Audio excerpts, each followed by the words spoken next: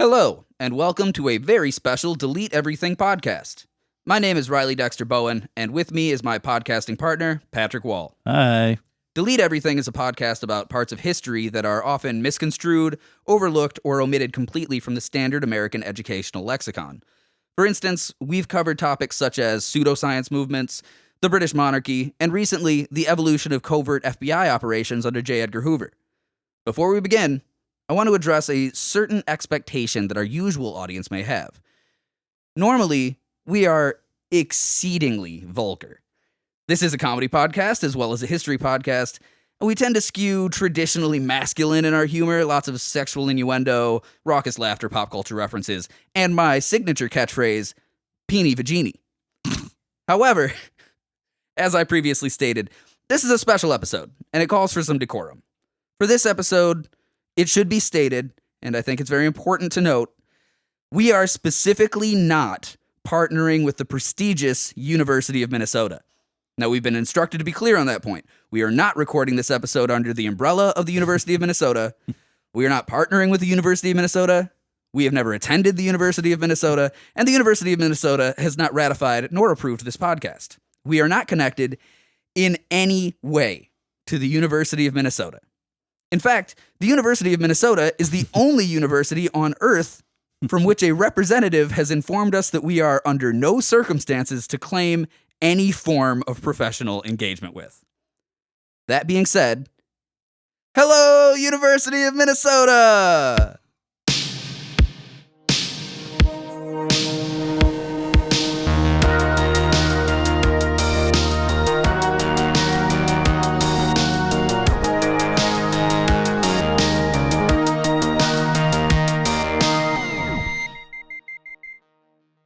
Welcome back, everybody, to Delete Everything Podcast, our creepy, isolated, possibly haunted hotel of hidden facts and truth nestled in the mountains of your ignorance. I am your Secretary of Finance, Patrick Wall, and with me, as always, my sexy, topless Russian ballerina, Riley Bowen. Welcome back. As always, before we jump in, thank you to anybody and everybody who has left us reviews, comments, ratings, the whole shebang. We appreciate that a whole bunch. And if you're not on that list of people, do us a favor, man. While you've got your thing up there on your phone, hop on. If you're on Spotify, you can leave individual comments on each episode. You can leave us a rating on Spotify. If you are on Apple Podcasts, leave us a review. That is super, super, super helpful to us. Same with Audible. You can leave a review and a rating. That's our lifeblood, man. So get on that. Also, if you haven't listened to any of our recent episodes, we have YouTube now up and running. So we've got a few little, some video stuff on there. Yeah, this episode specifically is going to have its own video. Yeah, that I put up. Yeah, well, because where this whole thing takes place, I actually visited and took a video. So for context, if you want to tune into the YouTubes. Yeah. We'll have we've got, and all of our episodes are on there too. Audio only. We don't have video stuff on that yet.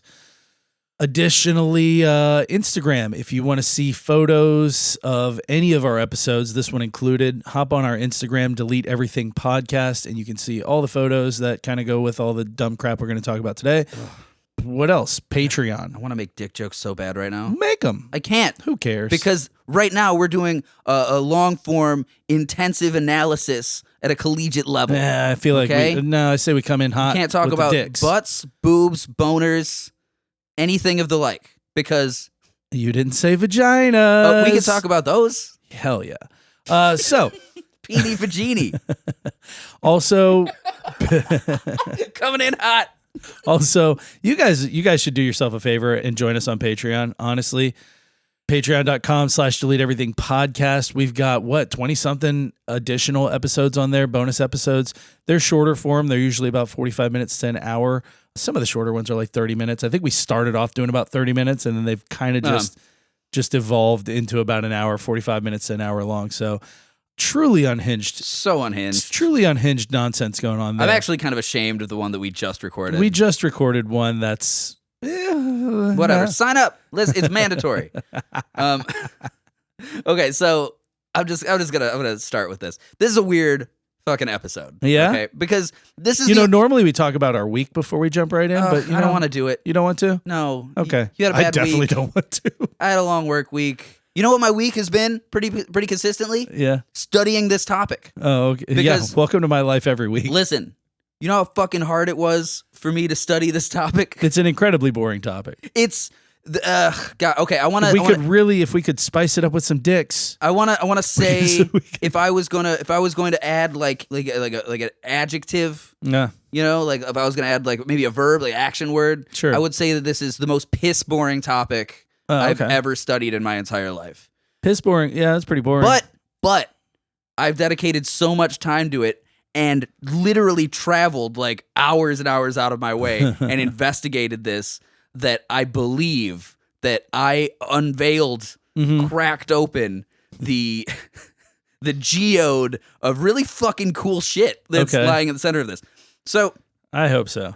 Okay. Hi, everybody. Welcome to Delete Everything podcast. Specifically, I want to say welcome to the students of Professor Jane Sumner, who's an associate professor of political science focusing on political economy. She's implicated or now. Science or something, some nerd shit. It's an unbearably boring CV, but apparently it comes with tenure before 40, so that's cool. But Jane has been a friend of mine since juvie, and I owe her a favor. Because back in high school, she stitched me up after a knife fight. Yeah, I heard that story. So she's calling it in with today's episode, and the topic is the Bretton Woods Agreement. Oh, so boring. Patrick, do you know anything about the Bretton Woods Agreement? I do, incidentally. Yeah, what do you got? Hit me with it. Very little. I know that was where we decided that we were going to establish the gold standard to back our dollar bill, and that world commerce would happen. The economies of the world would all be traded around the United States dollar with the gold standard backing it. So boring. It really is. Boring. Yes. Okay. So and it's where we kind of fucking played ourselves. Played ourselves. No, Jane did it. All right.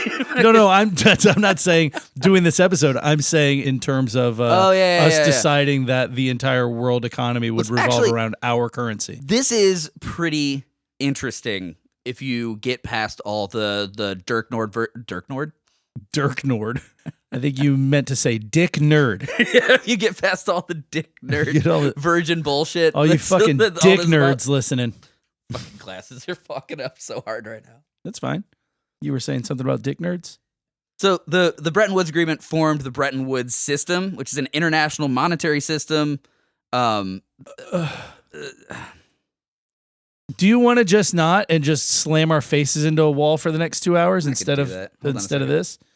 The Bretton Woods Agreement was an international monetary system established in 1944 at an international financial conference held at the Mount Washington Hotel in Bretton Woods, New Hampshire. Participating countries fixed their currencies to the U.S. dollar, which was in turn pegged to gold at a fixed rate, aiming to stabilize exchange rates and promote global economic growth after World War II. Right? And everybody who sees this episode and sees Bretton Woods is going to think we're talking about a modern country singer. In the mountains of New Hampshire. In the mountains of New Hampshire, a little boy was born. His name was Bretton Woods, and he's looking kind of horny. I specifically, I was talking to Professor Sumner about this topic, and I was like, I don't know. Does she want us to implicate her in this? I don't care. Oh, okay. It's too late. Okay. Do we want to talk about the background in which how we ended up here? Do we want to give some background info? Oh, so Professor Sumner has been a friend of mine since high school. We've known each other a very long time. Mm-hmm. She is undoubtedly one of those brilliant people I've ever met in my entire life. Sure. And since we've been doing this podcast, she's been tuning in and enjoying it because she's a fan. Because she's super rad, and she loves our dick jokes. Yeah, she's super cool. She does. It's on record. I've got receipts. If you listening are a student of Professor Sumner's, you know she's cool. But she gave me this topic. One thing you should know about Professor Jane Sumner is that she is like an ultra mega nerd. And I was like, dude, I don't know if I can do this because we specifically do like adult humor on this podcast. And with the exception of maybe referencing the Vietnamese dong as a currency, I don't know how I'm going to bring jokes into this. And she's like, I have faith in you. So she also said that after doing this episode and producing it and putting it out, that she was going to assign it to all of her students. So we were kind of forced into doing it. And I want to be real clear. This is the hardest I've ever had to work to find something to say about a topic, like since we started the podcast, because international trade agreements, historical exchange rates in the early century, economist theory, it's not just boring. It's also like really inaccessible. Piss boring. It's piss boring. It's, you know what? It's not even modern piss boring. It's like early 2000s piss boring when you didn't even have your smartphone.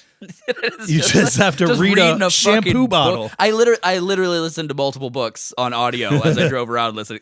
But like, all right, I'm an intellectual guy. I've spent plenty of time pondering like high-minded theory on philosophy or intention and ethics and shit, but I cannot do number stuff. I struggle That is not your forte. It's not at all. I I'm a struggle numbers guy, very hard to concentrate on topics that don't hold my interest. It's a disability in a way. You know, like I've got ADD, but it is excruciating to pay attention to a topic I have no interest in.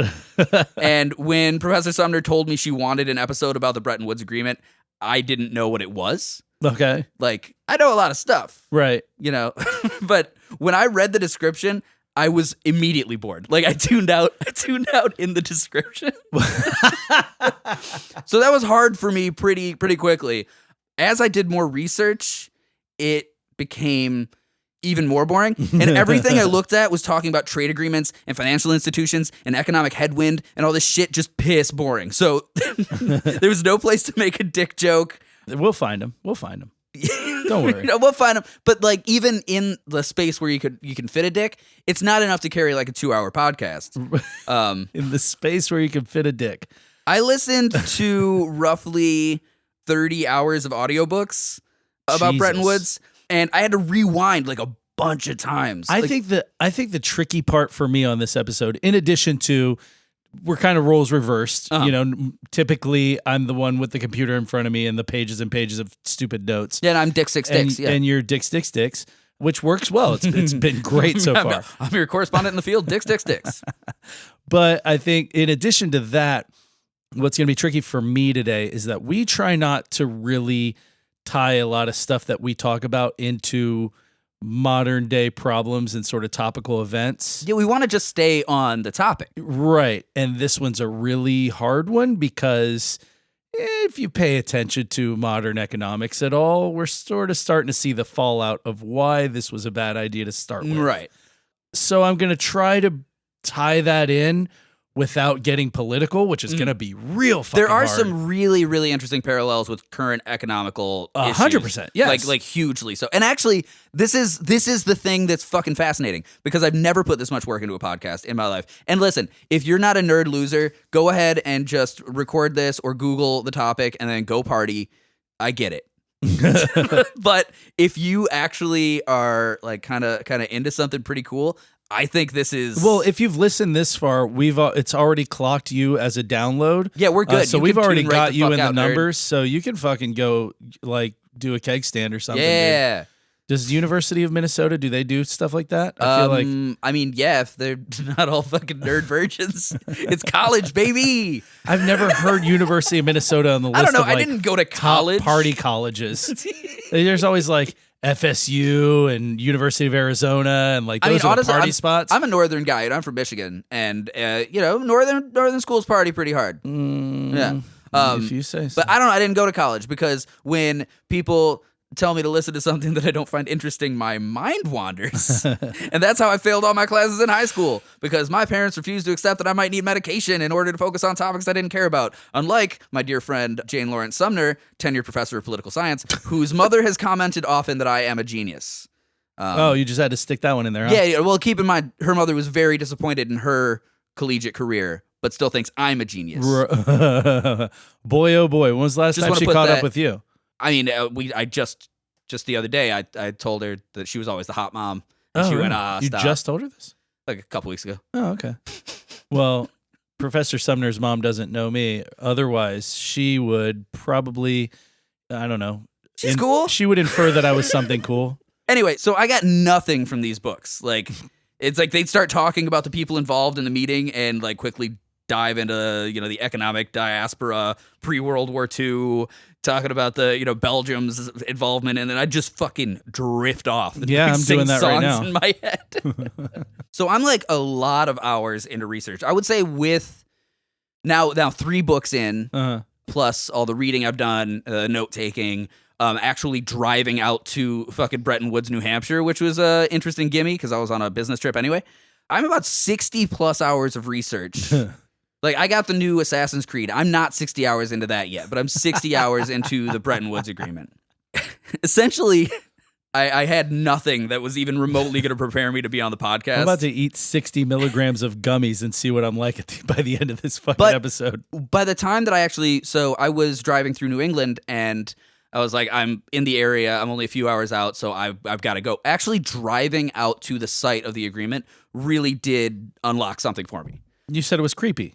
It was creepy. It's a big fuck hotel in the middle of Nowheresville. Yeah, there's it's just nothing around it. A bunch of mountains. Plus, it was the winter. The meeting, the Bretton Woods Agreement meeting, took place in the summertime. So it was probably, that's when you would want to bring people out. But it got a real Shining vibe. If anyone's seen Stanley Kubrick's The Shining, like, this hotel is very much that. It's, you know, got 2 wings and 5 stories, and it's just on a hill in the middle of nothing. Weird. Just it's an hour plus from any town in the area. What? You know? Yeah, dude. What the fuck what are you doing with a hotel there? This is what I'm saying. So this is what, like, when I went out there and I was like, what the fuck? What kind of vacation is that? It's a ski trip, or it's just isolationist. But, like, the thing that this unlocks... Are there, like, mountains to ski there? Oh, yeah, dude. It's right in the shadow of Mount Washington. It's in the White Mountains in New Hampshire. Okay. Well, so then it's different. Very The Shining overlook. Like, right. Just this monolithic white elephant with a red roof in the middle of just endless mountains and nothing for forever. Fucking weird. It's really, really weird and hard to get to even today. Like, fucking kind of blew my mind. I was like, what the fuck? Yeah, because this was like 80 years ago. Yeah, and here's the thing. Bretton Woods, New Hampshire, the hotel is called the Mount Washington Hotel. Uh-huh. Bretton Woods, New Hampshire is its address. Bretton Woods isn't a place. It's a country artist. Bretton Woods was a place once, but once the counties realigned in like 1895, it lost its name there. You know, it became a completely different place. But when this guy built the Mount Washington Hotel, Sir Bretton Woods, is in like 1918, 1919. When he built it, he liked the name Bretton Woods because it was classy, and he made that his like address. Oh, fuck off. Yeah, so he just made up a name and was like, this is what it's called now. One Bretton Woods Lane. No, it was called Bretton Woods a long time ago. Right. Because there was some guy from Bretton, England that was like, this is my valley, I claim it. And he was like, hey, friends and family, come visit me. And they were like, you're out of your fucking mind. It's like a 4-day hike. Like, we're not doing that shit. So how did this piece of shit place end up being the spot where a very monumental decision about world commerce was made? That's actually a very good question, Patrick. Thank you. I try. Bear with me. Okay. So Bretton Woods, New Hampshire, right? Sure. In the middle of the White Mountains, sure. In the shadow of Mount Washington, which is the highest peak on the East Coast. Okay. It's got one road. It's an hour from the nearest town. There are mountains and trees as far as the eye can see. It's fucking gorgeous there. Like, it's breathtaking. It sounds like a cool place to have a Bigfoot encounter. It was a cool place to go. Did you see any big feet? No, I did not. Bummer. No, I would have made this story cooler. I did not. Is New Hampshire like a Bigfoot place? I feel like they all have a Bigfoot. Nah. Every state's got a Bigfoot. But it's like absolutely isolated. It's hard to imagine how they built this fucking thing because it's a big wooden hotel. It's 5 stories tall. That's a good point. Yeah, exactly. So it's like there was no road at the time it was built. There was just a train that went through, right? Well, so I guess that simplifies it a little bit, right? It was built during the Gilded Age. You know, so this guy, oh my God, just like burnt money building this monolith. I fucking hate that term. The Gilded Age? The Gilded Age. Ooh. Well, you hate, you're a historian. Why do you hate it? Because it's just so bonerific. It's so you just come up with a different name. The Gilded Age. If you guys aren't familiar silly. with that podcast, you should know Patrick is what I like to call a hating ass bitch. I am. He's just like, I don't like the Gilded Age. Yeah. First of all, you should have heard Riley talking about dolphins on the Patreon. God damn it. Well, I'm just saying. Okay. Patreon episode, dolphins. You were a hating ass bitch about them. That's not true. I love dolphins. I just think they're stupid. That's neither here nor there. Okay, can we talk about this? Call them fish again, Riley. Anyway, it's really pretty there. It's 5 stories tall. It's got Okay. east and west wings. It's got a post office. In the hotel? Yeah. That's the only post office in the area. Oh my! Is right how there. gilded? How gilded of them. Oh dear! It's got gilded Italian they are. artisanal moldings, all made of wood. It's like this big white monolith, bright red roof. Very, very, very impressive, and it's distinctive. But it occurred to me that so the Bretton Woods Agreement is a coalition of people from 44 different nations, Right. all coming together to discuss international In 1944. international financing Conspiracy. in 1944. What was happening in 1944, Patrick? World War II. Yep. Yeah. As a matter of fact, it was. I know. So all of these nations, Until September of 45. Thank you very much. all of these nations except for Germany and Japan got together to talk about how they were going to finance after Why the weren't war. those guys there? Oh, I don't know, something. There was some problem. Was Italy there? No, Italy was not there. Okay. But you had France, you got Poland. Dude, was France still a thing? I'm pretty sure that was New Germany. Well, this actually I know, I'm this is kidding, I'm actually a kidding. very interesting point I'm kidding. because we consider, like in World War II, when you think about like France got invaded, Poland got invaded, Mhm. you think well then Germany just had them. Yeah. That's very, everyone thinks in a very like risk kind Right, of way, right. Like it's like, okay, so you've captured the capital, then you own that nation. No, not how that it is works. not at how all. it works. It was an occupied nation, Right. But like the government of France was still operating, Just in secret. right? But the United States had just recently gotten into the war, Sure. right? They were loaning a lot of money to England specifically because England was fucked. They had recently got into the European side of it. Yeah, the European conflict. We were doing some stuff in the Pacific.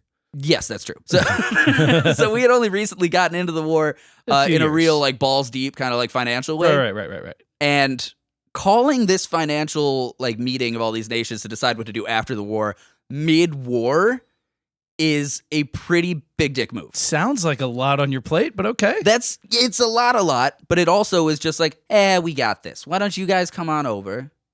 We're gonna plan some stuff, because this isn't gonna last forever. We need you guys to come over. God, I hate it. But like the posturing is very important. It's typical, is the word I would use for it. So while I was out there, it occurred to me that like if you're gonna hold something as boilerplate as like international finance meeting, okay, great, international finance, Okay. bunch of nerds coming together for Sure. math. You hold it at like a port town near an airport or like Washington D.C., New York, Boston. That would be where I would say is At like do the it in fucking DC, the right? Q Hotel. It's got a conference room. Like you don't truck delegates all the way to the middle of nowhere for a secret James Bond ass mega structure under a mountain, unless there's something more going on than just like some economists meeting about exchange rates. Like there has to be You do more it than what's at on the the surface. La Quinta Suites. Yeah, La Quinta Inns and Suites. So once I was actually there looking I at don't think it, they do La Quinta Suites. La Quinta Inns and Suites. You don't pronounce it Quinta. It's La Quinta. Quinta. La Quinta. Okay. I owe a big debt of gratitude to the author Ed Conway and his book The Summit, which is the third book I listened to, but it's the one that really dug into like the context of Bretton Woods in a human interest way, which I was able to listen to without drifting off because he wasn't talking about like the silver conversion of the franc. God, the worst. He's talking about what spurred the international need to standardize exchange rates after World War II. You got starving people, mounting debt, bankrupt countries trying to recover from protracted violence, like the political one-upsmanship inherent in a time of turmoil like this.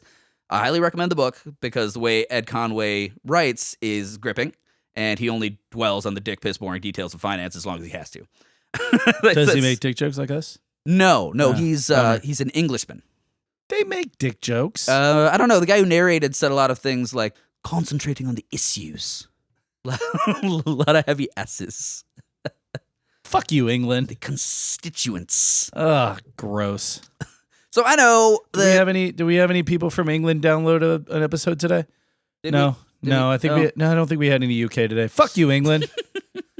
I know some of the people listening are big brain nerd ass college students that already understand all this stuff. But for our normal listeners that are tuning in for dick jokes, Let me put a little fuck bit you, of, big brain college students.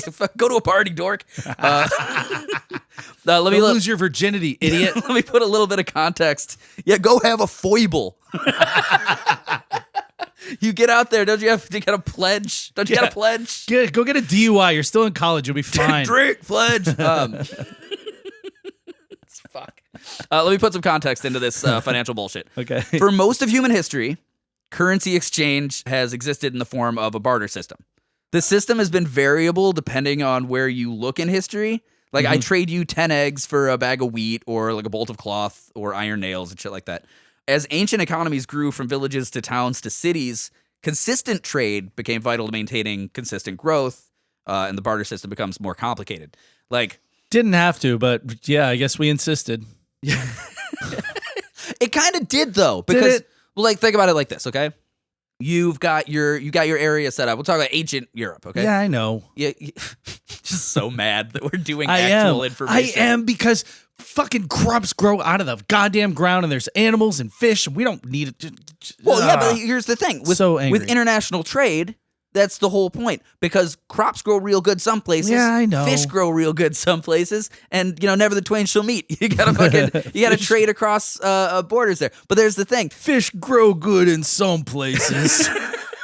if you're real good, if you know what I mean. Like, okay, if you have a roof thatching guy, right, he might do your house for like a goat. Yeah, because he likes you. It's a great deal. But he's not gonna thatch your neighbor's roof for that because he already has a goat. Well, that's my fucking neighbor's problem. And so the roofing guy, he inflates it to 2 goats, or maybe he needs some clay pots or something. Yeah, and my neighbor makes clay pot, pots, an iron pot, or like your daughter. And if you want the job done, he gets to dictate the price. You said we weren't going to make dick jokes. Dictate. What do dick potatoes have to do with any of this? So supply and demand is like the purest form of this barter system, and ancient cultures figured out how to regulate price through standardized materials. Some of our listeners might be a little meme savvy and familiar with the complaint tablet of A. Nasir. You familiar with the complaint tablet of A. Nasir? That one, Patrick? I'm not, no. So the complaint tablet of A. Nasir is a clay tablet that was sent to the ancient city-state of Ur, written in 1750 BCE. Where was this? The ancient city-state of Ur. Where is that? Ancient Mesopotamia. Okay. Yeah, it was written in 1750 BCE. A. Nasir was a trader, allegedly sold some... Anus seer? Anus seer. Anus seer. It's EA-NA, some sort of a hyphenated symbol, and an S with like a little thing hanging down. The S has a dick? And then an I, and then an R. Somebody's got to keep this funny. A. Nasir. For the college kids. So he was allegedly... Not for me. He was allegedly sold some substandard copper. Okay. Or no, A. Nasir sold substandard copper to a customer who was dissatisfied and wrote a cuneiform complaint addressing the poor service. To those of you listening, if this is your first episode, producer Drew is not mic'd up. Sometimes he is, sometimes he isn't. But he's across the studio, sitting in his chair, and every time Riley says "A. Nasir," he is just dying of laughter over there. And I have a direct line of sight, so it's making me laugh. The translation of this tablet reads, "Tell A. Nasir, Nani sends the following message. When you came, you said to me as follows, I will give Gimli sin." Gimli? Yeah, Gimli, son of Gloin. Son of Gloinson. Gimli, son of Gloinson.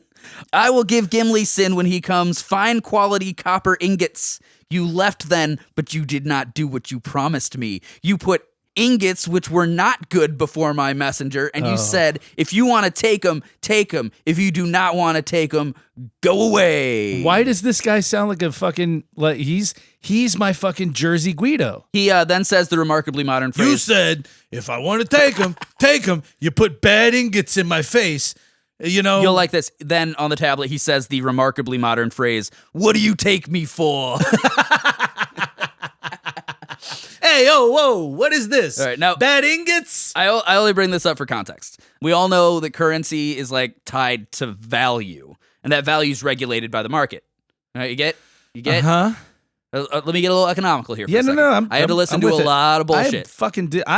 This stuff interests me. Okay, cool. For the most part. In a free economy, the price is regulated by the supply and demand, kind of, sort of, but I'll leave that lesson for...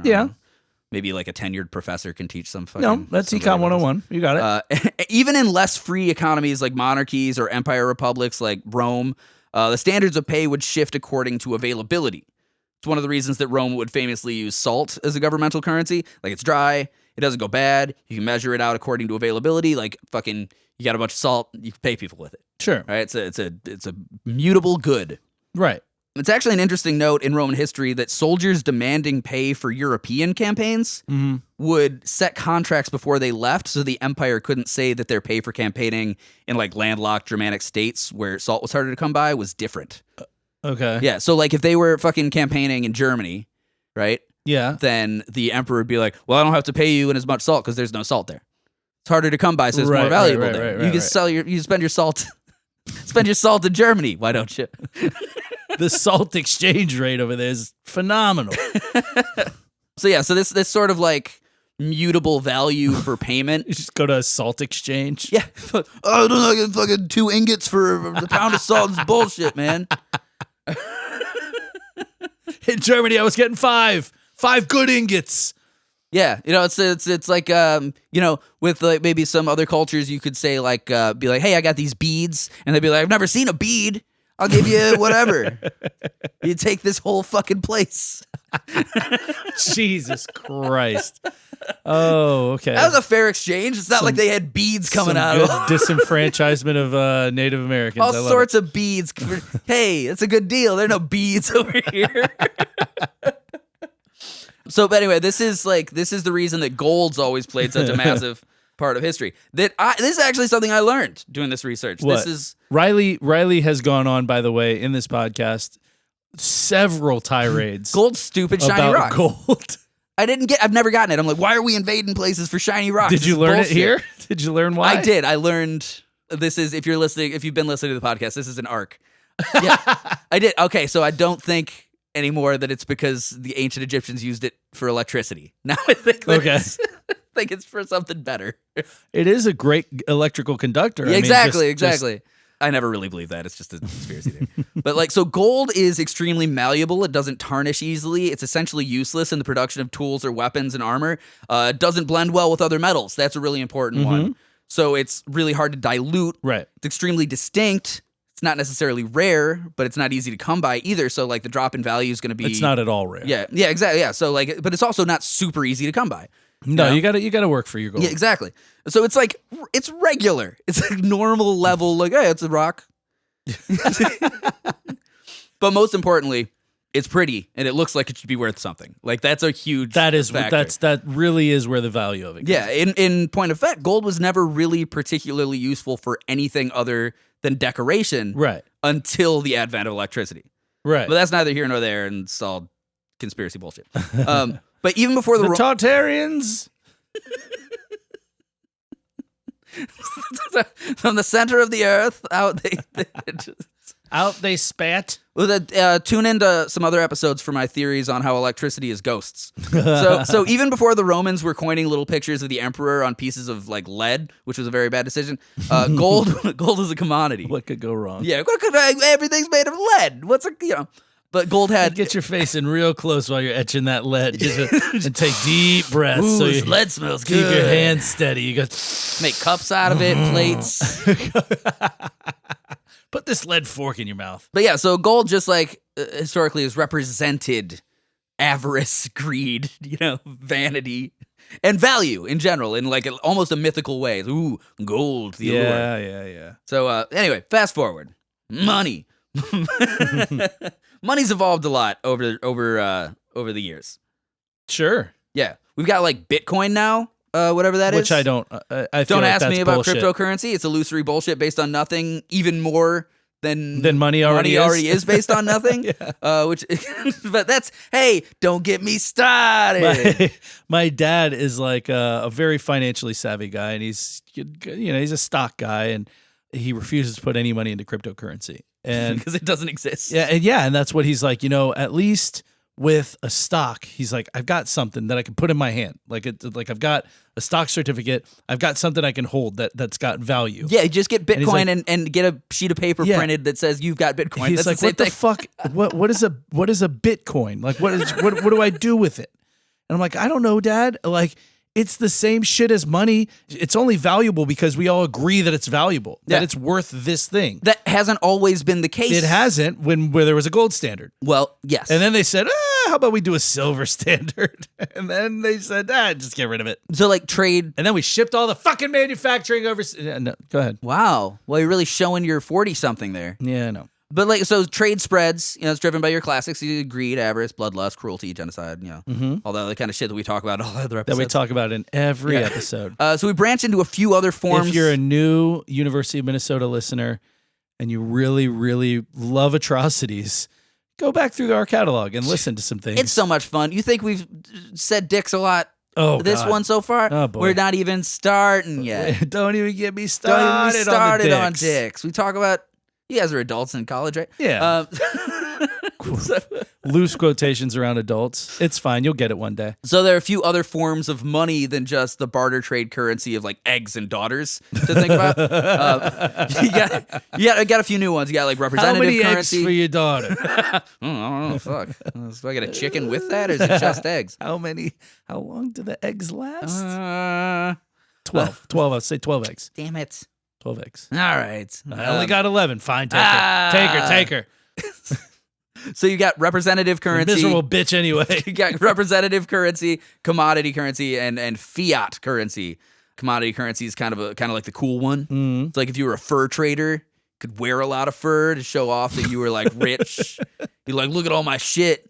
I got the goods. Look at all these dead animals. Yeah, but that, like, look how rich I am. When you had like valuable stuff, you could use like your hat as like a down payment on stuff. Stop. I'm dead serious. That's your commodity currency. the full sale would be like payable on delivery of the goods, but you could like, hey, here's my beaver skin hat. Right. Here's your down payment. That'll give you a bunch of other fur's no longer on the beaver. commodities market, strangely. Yeah, not so much anymore. Yeah, like orange juice and tomatoes and oil. Or you could actually like wear gold and jewels to show off that you had gold and jewels, and you weren't afraid of being robbed because what you had on you was just like a little bit of your greater wealth.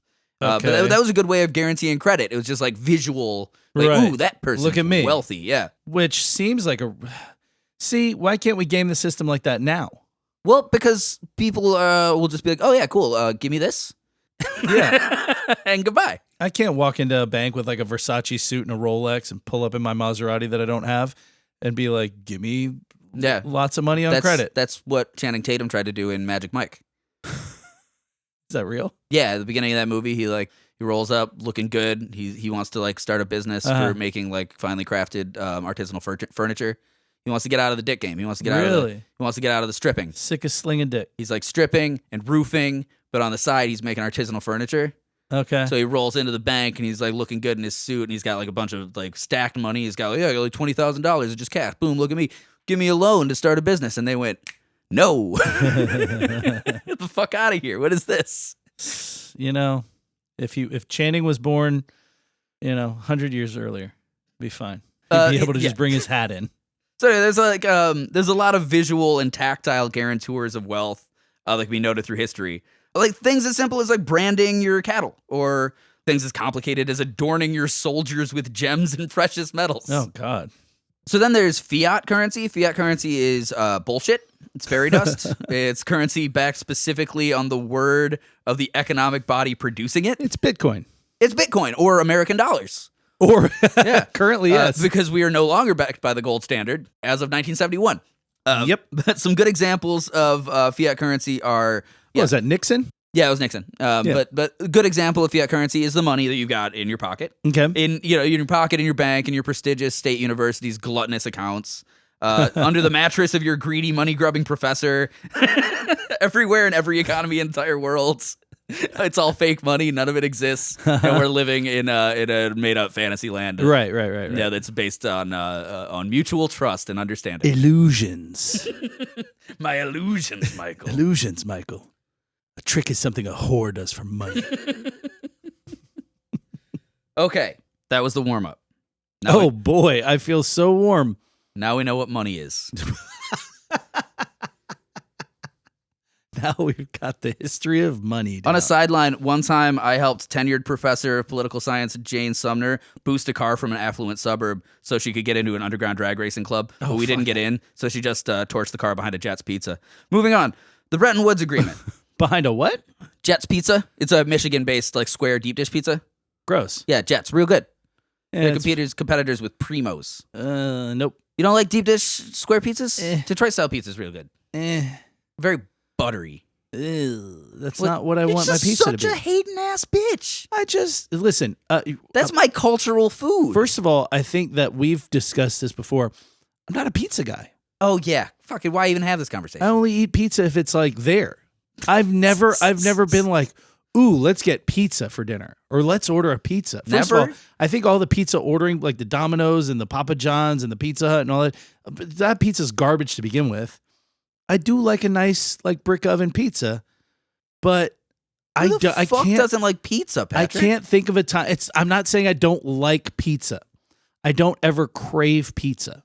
I will eat pizza if somebody orders pizza or if there's pizza somewhere that's like, oh, we're going to have pizza. Sure, I'll eat pizza.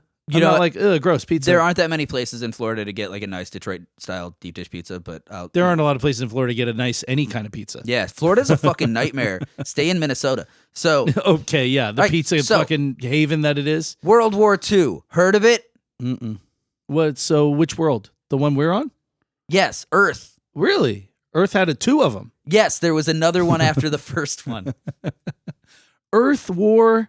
The sequel. Okay, I got it. Earth War Part 2. The sequel. Asimov-esque sci-fi title. Earth War. No, Battlefield Earth. No, we're not getting into fucking what's his nuts. Aside from the obvious horrific implications. What was his first name?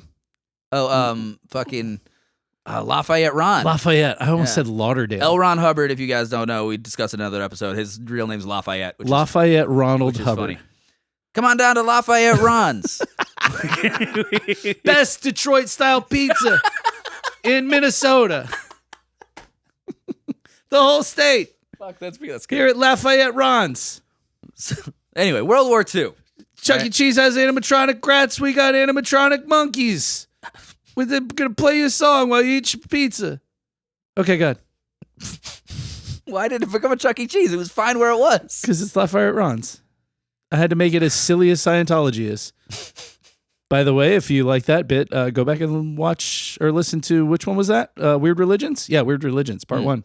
So aside from the obvious horrific implications for the future of humanity in an age of industrialized mass murder, oh god damn, World War II did not turn as much of a profit as the United States had hoped initially. Yeah, that's really what you want when you enter a war. There was this character, there's this guy, some schmo, like his name was like Gittler or Mittler. Bradolf. Arnoff Mittler. Bradolf Mittinger. Yeah, some jerk. Cool mustache. I mean, everybody's still rocking that. He caused a lot of upheaval for trade in Europe during the 1930s and 40s, but let's not get into it.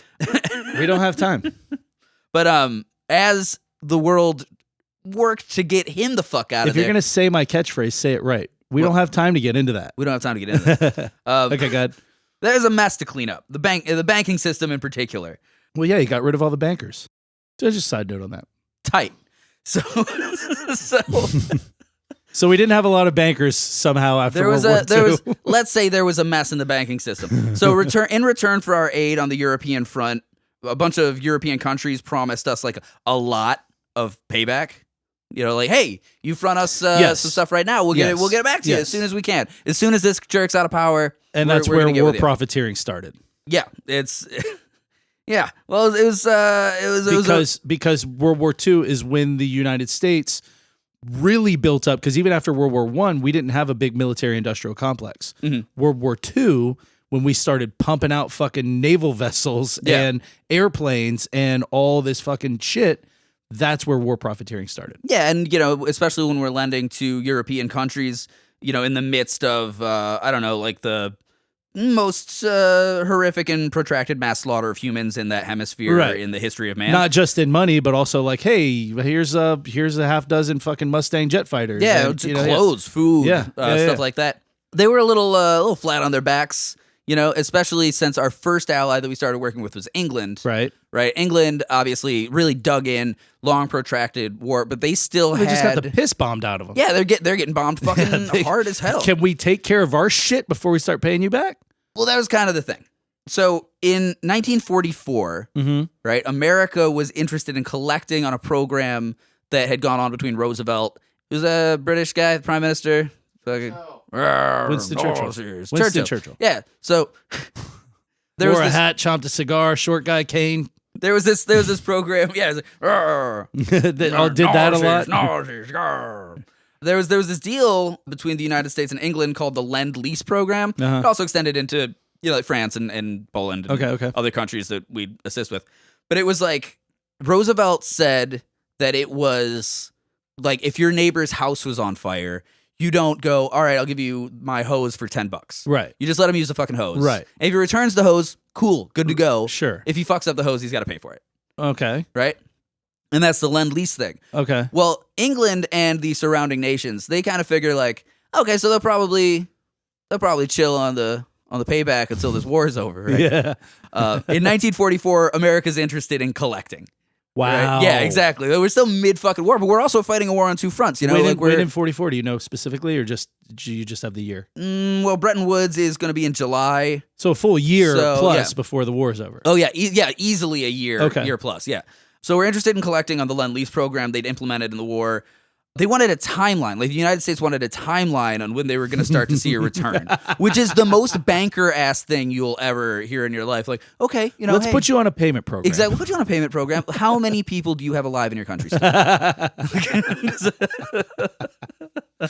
How many financial centers have not been bombed? So, like, the U.S. wanted a timeline of when they might see a return on the investment that they'd made, which is a very cold-blooded way to say it. But they had a vested interest in getting the international community to cooperate on a financial playing field. They're like, we want everyone to look at the money they've got and see how much of it we can have.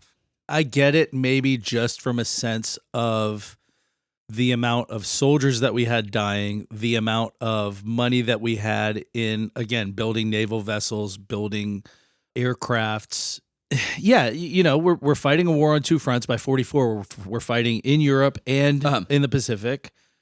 We have a smaller workforce because of how many people we had, how many men we had deployed overseas, and we're lending money out to these countries. I get it.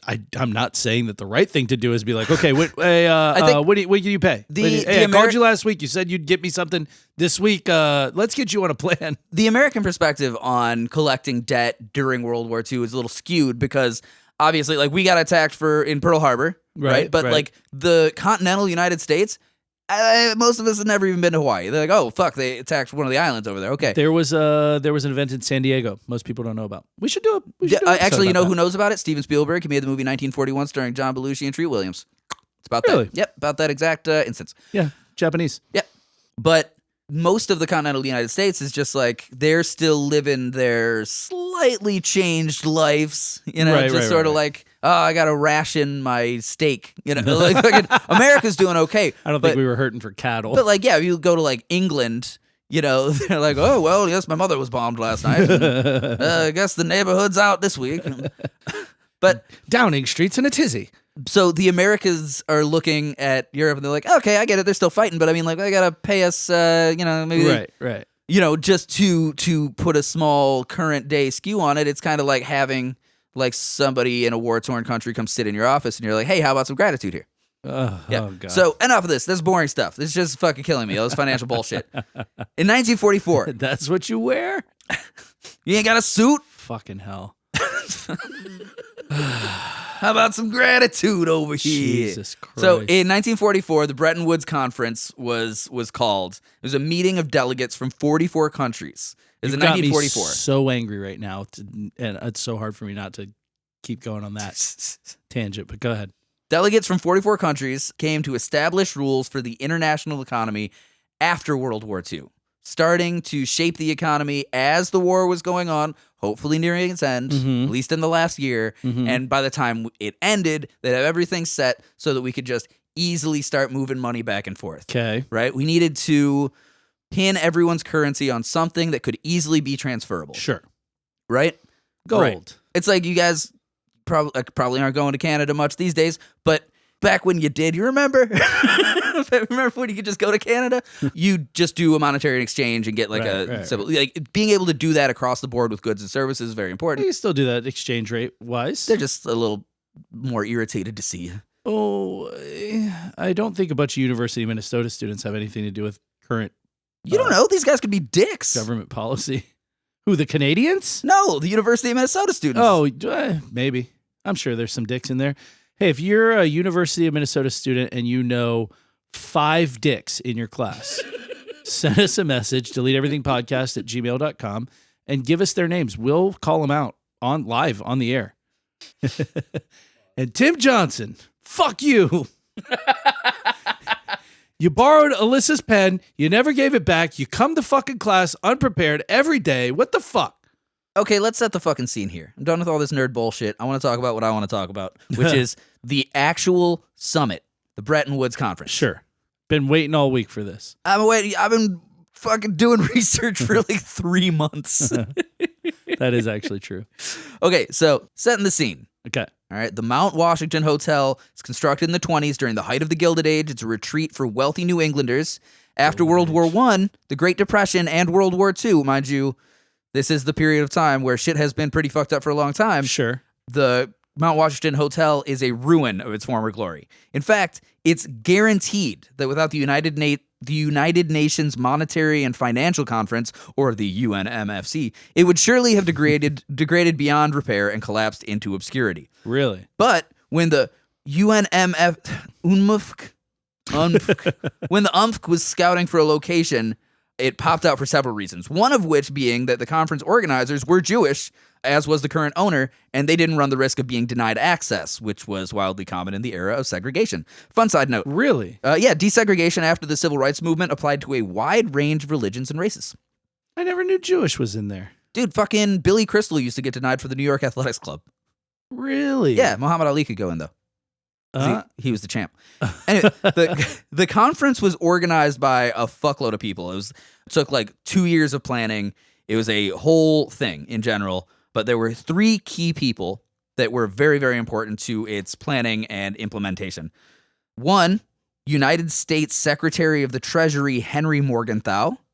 Okay. Right? That's a good one. Henry Morgenthau. Yeah. Interesting character. I'm familiar with the name. And his buddy, American economist Harry Dexter White. When you say buddy, is this like a... It's not like that. It's Okay. not like that. There's another guy that's like that. It's not like a J. Edgar relationship? It's not. It's just that Harry Dexter White didn't really hold office.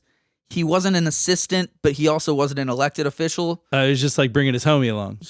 I don't think they liked each other either. What? This is... Get in the car, you fucking idiot. We're going to a financial meeting. This shit's pretty interesting, right? Like, so Morgenthau was Franklin Roosevelt's guy. Okay. He was very clever, very waspish. You know, he White Anglo-Saxon Protestant? Yes. He was very, very just sharp and witty, but dry, and was more of a politician than he was an economist. His field was to work in economic matters, but he was definitely more of just like a boss. What was his title? Why don't you get this done? He was the Secretary of the Treasury. Okay, so he was appointed by the president. Exactly. So politician. Right, but working in the economic field. Okay? Sure. He was a central figure in drafting Roosevelt's New Deal. Okay. And he was the main financier of the American participation in World War II. Most especially important in shaping foreign policy with the Lend-Lease program, which is his baby. So he knows some shit about money. Yeah, he's not a dummy. He's a fucking super smart guy. Okay. Morgenthau is very central to this because he's the figurehead that establishes the conference. Right. So he's a politician / economist. Right. But he's also not like... Being an economist isn't his highest desire. You know, he wants to be an elected official. Smart guy, good area of study, but... Sure. Okay. All right. More of just the boss than anything. I got you. He was also, later on in the Truman administration, next in line for the presidency for a short time after the Secretary of State resigned, and remains the only Jew to get that close to presidential office. It's just a fun note. Morgenthau's like assistant. You have to put all that stank on Jew. I love the Jewish people. The only Jew. No, you just did that. God. I was proud of him. I was like, hey, that's great. Good for you. Take some of the heat off of me, man. Good for you, Morgenthau. That's okay. I'm happy that he got there. I mean, if I don't know, I know the name. I don't know why I know the name. He's just a central figure in political history. That's yeah. But like, I don't know if I'm happy for him or not. He might have been a real piece of shit. So I'm going to reserve judgment. I don't know him personally, but he didn't seem like a bad guy. Okay. All right. Well, good. All right, so Morgenthau's like assistant / office guy, manager, pal. Harry Dexter White was like the opposite of him. Right, he's a short, punchy little guy from Boston. Like, you hear about Harry Dexter White, all the stories are interesting, and they're all about him being pugnacious as shit. Okay, like his name's Harry White. He added the Dexter. For why? To make him sound more prestigious. I have never. Mind you, my name is Riley Dexter Bowen. I don't know anybody who would ever do something like that. I didn't add the Dexter. It was there. It's my name. But he's just like, yeah, I'm going to add Dexter to my name. I know, but you say all three of your names like a point of pride. I don't do that. No, I do it because it's a grand and badass formal name. You know it is. Riley Dexter Bowen. Harry Dexter White. These are names that go down in history for very different reasons. So he's a short little, just like little bulldog from Boston. Right? Okay. He perpetually looked young. Like his whole life, he looked like way younger. Little baby face guy. Little baby face guy. He's brash and he's rude and he's vulgar. He'd fought in the trenches of World War I. Okay. And most importantly, was not an elected or appointed official. In fact, it could be said he was not an official at all and acted more as a functionary of the Office of the Treasury and advisor to Morgenthau without holding any real power of his own. But that didn't stop him from wielding the office of secretary like a fucking sword. He drafted a number of aggressive proposals for international finance during World War II, and he butted heads with economists and heads of state all over the world. He was like Morgenthau's little bulldog. So, okay. Yeah, when Morgenthau's like, hey, I need you to deal with this trade committee. But Harry Dexter White comes in like, listen here, Schmo, I'm going to tell you what's happening. Listen here, see, I'm with the Office of the Secretary of the Treasury, and you're going to listen to us. Yeah, but it doesn't sound like he knew what the fuck he was talking about if he's butting heads with economists. He wasn't dumb. He was an economist in his own right. Right? Okay. It had been like noted throughout his educational career that he was a very, very bright student, maybe not the most brilliant genius you ever saw, but he was actually a professor at the Boston School of Economics when he got like not drafted into the Treasury Department, but like offered a job there by an economist that worked in the Treasury. Right. Okay. So yeah, he was Morgenthau's little bulldog. He's this tough little guy. He's always trying to prove he belonged at the table. He's like, hey, I'm Harry Dexter White. You're going to listen to me. Short man syndrome. Short man syndrome, just like I got. He's just like me. So we're little guys. But the third important figure that shaped the conference You're a pretty amenable guy. You're not. Listen here, Schmo. Well, no, I changed my mind. Pugnacious fuck you are. Hey, you want to get stuck? That reminds me of a time that's my friend Jane Sumner knifed a guy at a chicken shack. Oh, wow. Yeah, he was getting fresh. She sounds like a badass. That's why we called her Switchblade Jane throughout high school. Oh, I've heard about Switchblade Jane. Yeah, she's a tough one. Yeah. So the third important figure shaping the conference is English economist John Maynard Keynes, not to be confused with cult rock icon Maynard James Keenan. I knew you were going there. Keynes was one of the most well-known... I didn't write that part down. I just threw that in because I saw your fucking eyes. So Keynes is one of the most well-known and well-respected economists of his time. His name is James Maynard Keynes? John Maynard. Maynard Keynes. Okay. Maynard. He's got the English pronunciation. Maynard. John Maynard Keynes. Maynard Keynes. He's responsible... Pleasure to meet your acquaintance. He's like that. He's like a dry, clever, brilliant, very gay Englishman. Let's talk money, shall we? Exactly. There we go. That was good. Yeah. He's an elder statesman at the time the conference is coming around. He's pushing 60, I think. Okay. So he's very well respected. He's responsible for Why have you brought me to this shithole in the middle of nowhere? Honestly, yeah, that sounds kind of like a fucking Keynes thing to say. Because he's at one point in like at a conference, he referred to a delegate from another nation as having a face like the ass of a baboon. Oh, nice. He's like, no, it's this baboon ass faced fuck bag. Who is this baboon ass faced prick? Yeah, exactly. Twat. He's responsible for a good number of England's financial policies after World War I. He wrote a dickload of books. He did a bunch of books on economic theory. His most famous Standard was dickload or metric dickload? It's Well, they use the metric system. it's Metric dickload. Dickload by weight. Oh, okay. His most famous book was The General Theory of Employment, Interest, and Money, published in 1936. Okay. He's recognized as the grand old man of economics, like possibly the most well-respected economist in the world. Okay. Right? White was a huge fan. Like Harry Dexter White fucking loved this guy, Okay, rock which is and roll. fun because they clashed hard. Cool. Real hard, because he's a pugnacious little Boston And guy. it sounds like he's getting into a lot of clashes with a lot of economists. Yeah, well, so here's this which is made me question his CV to begin with, because typically, historically, if you clash with a lot of economists, you don't know a lot about economics. well, White had adopted many of Keynes' theories and philosophies with international finance. Yeah. Yeah, they met many times, and it did not go well, because White's a pig-headed, vulgar American, and Keynes was a dapper, smarmy Brit that had been extremely homosexual in his youth, which was very common Just practice. in his youth? Yes, it was very common practice for the English intellectual gentry of the time. And he was just like, oh, never mind. I'm No, done. he'd actually gotten married to a prima ballerina of the Russian ballet. I'm into vaginas now. Yeah, pretty much. Did he meet her in Bretton Woods? No, he met her at the Russian ballet. Oh, okay. Fell in love and attended the ballet many, many times, which is a straight thing to do. And I used to enjoy cocks and firm man asses, but now the supple ballerina woman. what are you doing? What is this? I'm John Maynard Keynes, It's terrible. and I love pussy. God damn. Now, I used to enjoy dicks. Things have changed. We're getting canceled.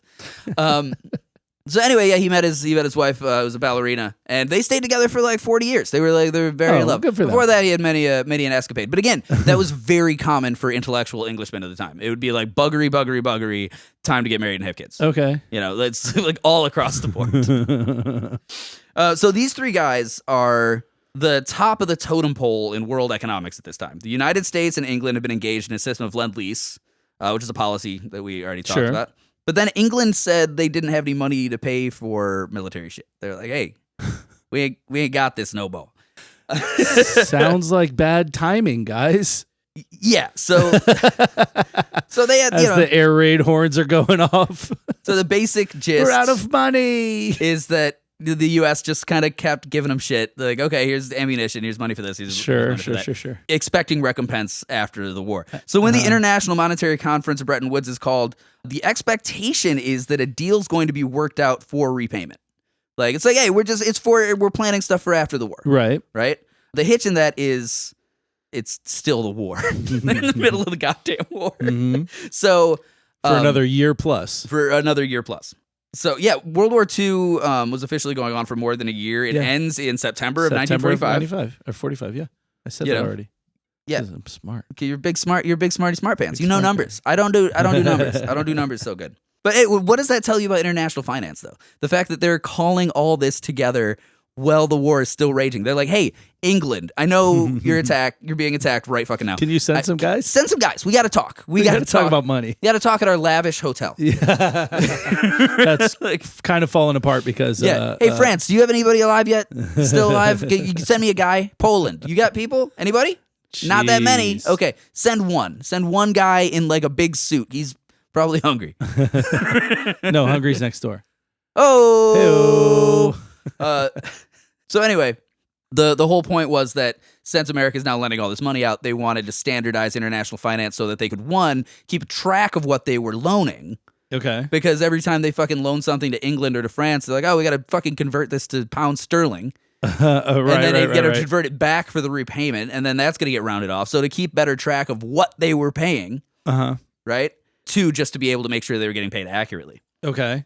Anyway, I'm going to stop talking about money and talk about how fucking bonkers this conference started to get. So imagine this. Middle of World War II.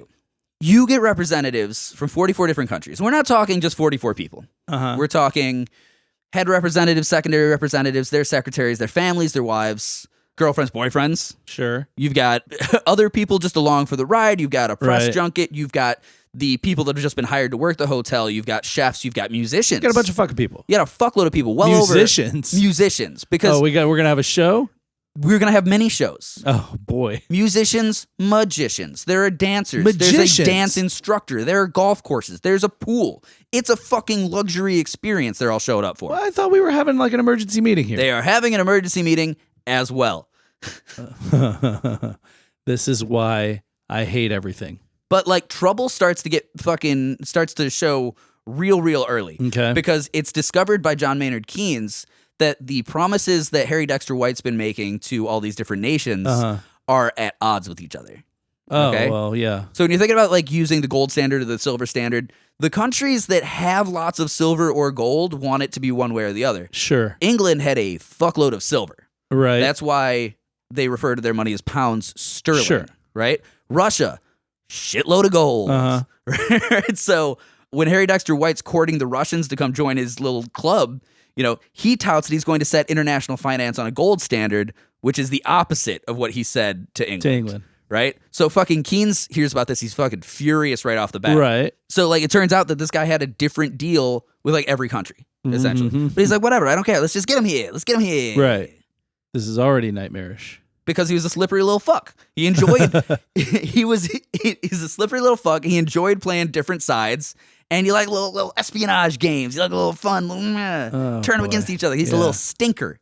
Harry Dexter White, little stinker. This is why I hate politics. So when Keynes is leaving London in 1944 to head to New Hampshire for this conference, the second blitz on London is starting. Like he can hear the air raid sirens as he packs up. As he's boarding his plane. As he's boarding his ship. Oh, yeah, I guess, it would be a ship. It took him several weeks to get to New England on the Queen Mary. Okay. Which was a famous luxury like ocean liner. Like a 2+ week trip. Yeah, the Queen Mary had been converted to like a military ship, so it's like this luxury ocean liner that's all gunmetal gray with like anti-aircraft tanks. You can still like play shuffleboard. But they've also got like Nazi prisoners locked up below and shit. You have big fuck anti-aircraft cannons. But mind the torpedoes. Yeah, they called it the Gray Ghost. So kind of interesting they used that.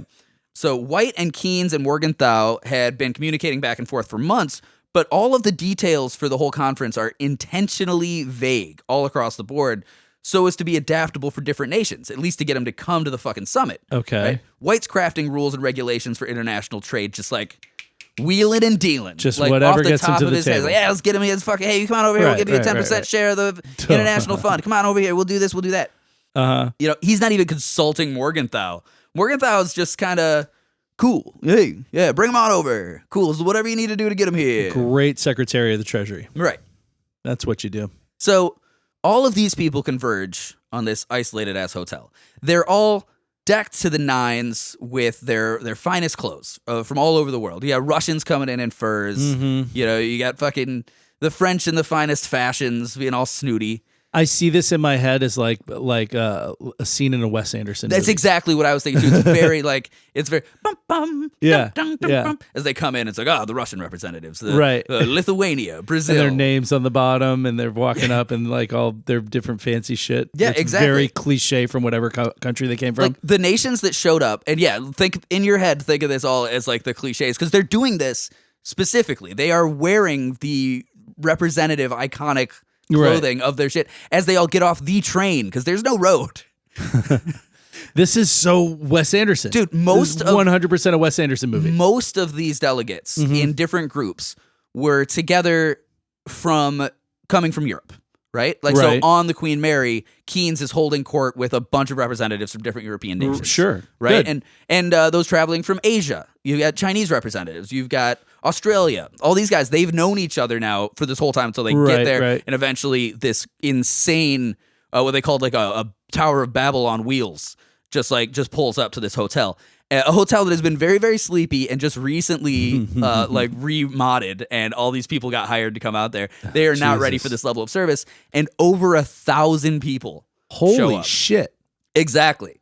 This is packed to the fucking gills. Right? The countries that show up, we've got Australia, Belgium, Bolivia, Brazil, Canada, Chile, China, Colombia, Costa Rica, Cuba, Czechoslovakia, Dominican Republic, Ecuador, Egypt, El Salvador, Ethiopia. Okay. Right? You've got an Ethiopian representative standing in New Hampshire for this shit. France, you've got Greece, Guatemala, Haiti, Honduras, Iceland, India, British India. Okay, yeah. Iran, Iraq, Iran. Like, Well, that was back when we had our guy in there. fair enough. No, that was pre us toppling their No, government. still, no, yeah. That was fucking way pre. Yeah. But Liberia, Luxembourg, Mexico, Netherlands, New Zealand, Nicaragua, Norway, Panama, Paraguay, Peru, Philippines, Poland, South Africa, the Soviet Union. That's a fucking big one. Way pre. When did we fucking put the Shah? We put the Shah in there in like the 50s? I don't know. We've been doing stuff for forever. We have been. Yeah. United States, Uruguay, Venezuela, Yugoslavia. All these fucking people are showing up. Countries that don't even exist anymore. Yeah, with all of their shit. And they're like, they're showing up, all of them having dealt with the strains of war over the course of the past several years. Yeah, Europe's been at war for years. They're all coming for a conference on money. Uh-huh. So it's stakes. Like, they need a seat at this table. Sure. Because what Keynes has proposed and White is going with is the IMF. Right. The International Monetary Fund. Yep. Or, if you're a Tom Cruise fan, the Impossible Mission Force. But oh, God. the IMF is going to be an agreement, like, it's going to be a group where you buy in, essentially, as a member of, like, the United Nations. And then when your country needs help, you can get a percentage of the fund to help with. Right. But there's only so much percentage to go around, right? Sure. Even with your buy-in. Which is why there's been no fuckery with the IMF in the subsequent 80 years. Consistently for forever. Right? So, like, everybody wants a bigger share, and they're showing up with they're loaded for bear because they need to, in these conferences, they need to negotiate, they need to push their agendas, they need to be able to get themselves a bigger share, and the countries that need it the most are the ones that have committed the most to the war. Okay. So essentially Russia, France, England, Poland, the general Austria, area. Austria, yeah, fucking... Austria just kind of let them in, but... Yeah, Germany's not allowed. Hitler was annoyed. He's like, what? I don't get to come to... I mean, I'm very busy over here, but I would have liked an invitation at least. But yeah, so Keynes has this great idea of the International Monetary Fund and the World Bank. Like, he wants to form a World Bank to hold the fund. Right. But this will completely restructure international finance. 100%. Because obviously we don't have a fucking World Bank at this point. Right. We've got every country with their own... Everybody's got their own shit. Yeah. Exactly. Keynes is a brilliant, well-respected economist. He's like, here's what we do. We set up an international bank that is fucking hands-off from any country. It operates independently of any of our actions, and it holds the IMF. That way nobody can take a bigger slice than anybody else. Right. Right? People are like, okay, cool idea. Good concept. But how about my country? Put it in my... We own it. You know, the U.S. especially, like, Morgenthau or White are like, that's great. It should be in fucking New York. Yeah. Like, we should own that shit, right? It's got to go somewhere. Where are we going to put it? On the moon? Yeah, so you get all these You're people... going to staff it with moon men? You have this whole Wes Anderson fucking... all kinds of crazy shit going on. All these people are stressed as fuck. Took forever to get there. Their countries are still at war. For the most part, you've got this big performative act going on with the big four of France and England, Do you US think that and Russia. having it out there in the middle of nowhere was like a tactic? I am positive, because when I went out there and I looked at it, I looked around and I was like, the only reason you would have this out here is to show how big your dick is. Yeah. That's get like, them on the back foot a little bit. Yeah, come on out to America. We've got luxury hotels in the middle of the woods. Like, what are you guys doing? Starving? Like, you're being bombed? We're good. Also, good luck getting anywhere. Yeah, have a baguette. Like, we've got Italian molding. Took fucking days to get out here, didn't it? What is this floor? Terrazzo? Exactly, and it's all freshly painted. The fucking Roosevelt had the army go out to the Washington Hotel. Oh my God! And paint the whole thing and fix it all up. Yeah. Dude, it is fresh, and this is just like fucking deployed and that's why army guys to go paint. That's why you've got a dance instructor, and you've got what was it, Chiquita, the Peruvian bombshell? It wasn't Chiquita. Doing that was last week. Hold on, it was Conchita. Contessa? I thought you said Conchita. Conchita. Yeah, it's got Conchita, the Peruvian bombshell, doing belly dances in the evenings after supper. You know, this Peru, is why where belly dancing came from, as we all know. This is why you've got musicians and illusionists and shit. Like, there's a magic show every night.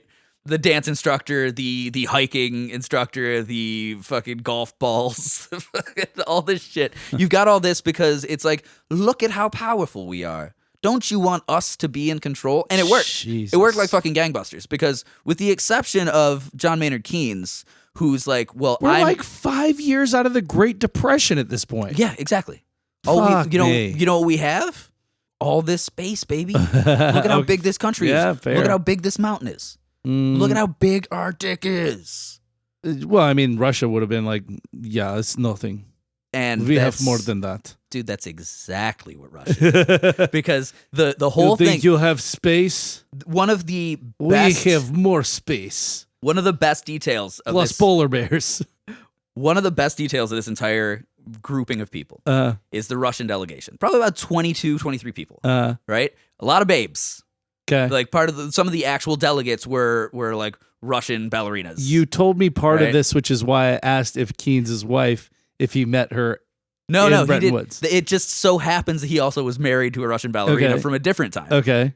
But it did. It helped. She actually, Keen's wife would like translate some stuff sometimes. Okay. Russia shows up with babes and booze and beards and no fucks.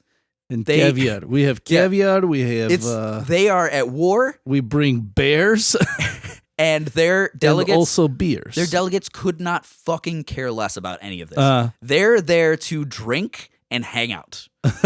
Like there's so at the we come for big American party. yeah, very much so. At the Mount Washington Hotel, there's an What do you underground mean bar. you want to talk about finance? There's an underground bar, and after every council meeting, the Russians just set up they just hold court Hell yeah. at this bar, the underground basement area, and they'll sing and dance and do the fucking that Russian dance or the kicks. Where you kick your feet up. Yeah, and Where you just crouch fucking down and kick your feet up. and everyone's like, these guys are fucking great, and everybody ends up like Let's put the bank over there. What you could got- go wrong in Russia in you the got- next 80 years? got Brazilian bankers like singing and dancing with Russians, like hooking up with like hot Russian babes. Brazilian bankers is not as cool as you think it is. I promise you. I'm saying The bureaucracy in Brazil is I don't the think realest. I don't think it's cool. I think it's cool that these nations are just like hanging out. I think Brazilians hanging out with Russians, hanging out with Yugoslavians, hanging out with the Greek. You know, like, Yeah. and they're all getting wasted at this bar every night. Booze is flowing. Meetings are going on until 3 a.m. Right? John Maynard Keynes he's a pushing 60. He's a pretty frail dude. He's had a heart attack before. He's working overtime all the time. Yeah, but you're partying with Brazilians and stuff, he's man. not partying. Why not? Because he is at war. Grow up, John. His country's being bombed. He's not fucking around. And he also is an aging economist with like a huge reputation at stake. And he knows that if he doesn't put on the gas, Right. America's going to fucking step all over him. Right. Okay. Right? At this point, you got to figure England has lost its empire. Like it's fucking done. With the World War II, Yeah. their entire dominion is essentially capped. Right? They don't have the resources necessary to maintain the empire that they had. Sure. It was already fading before that. It was. Decolonialization started in the early 1900s. Exactly. But yeah, but Keynes has been pedal to the metal after World War II for sure. Keynes got into his economic static stuff in World War I, just before. Already went through the war there once, went through the economic recovery of that, and is now into the second Fucking war as an World economist. War Yeah. in 20 years. Right. Yeah. And he knows also that he's getting old. He's not in the best of health. This is going to be the big feather in his cap. He's going to fucking reformat the entire financial identity of his country and the world. I know all it's at 25 once. years too, by the way. I just said 20 off the cuff. So he's 25. working super, super overtime, talking to anybody who's taking this seriously. In the meantime, Russia is just fucking partying, right? There's somebody else there. Which is crazy because they had more casualties in that war than anyone else.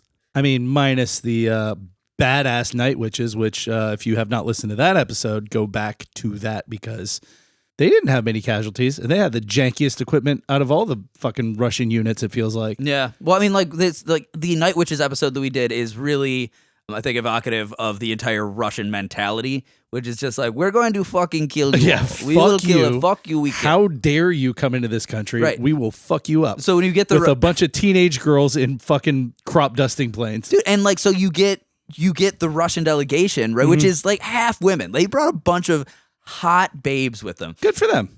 Yeah, but the reason that they have all these hot babes with them is to put everybody else on the back foot. Yes, exactly. Because you got to figure Everybody's posturing. Everybody in this in the whole thing is posturing. They're wearing their best clothes. They're putting out their best cultural shit. Yeah. Right. So Russia's got hot babes bathing in the river and suntanning on the golf course. Right. You've also got this Probably other guy topless. Oh yeah, absolutely. Yeah. Yeah. It's just like look at all these hot babes.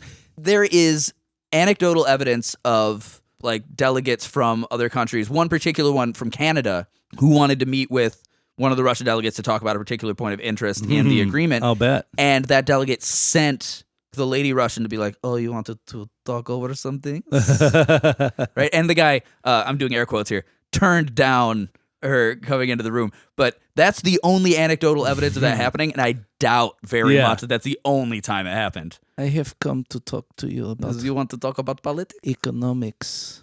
Now take off pants, please. So, like, more than that, like, think of the Chinese delegation, right? There's this guy, H.H. Kung. I think they call him Daddy Kung. Okay. He was the vice premier of China, and closely related to, it's not emperor at that time. His like brother-in-law is like the president of one of the regions of Do China. they have? I don't know when they stopped having an emperor. In But China, he's to the be honest. wealthiest man in China.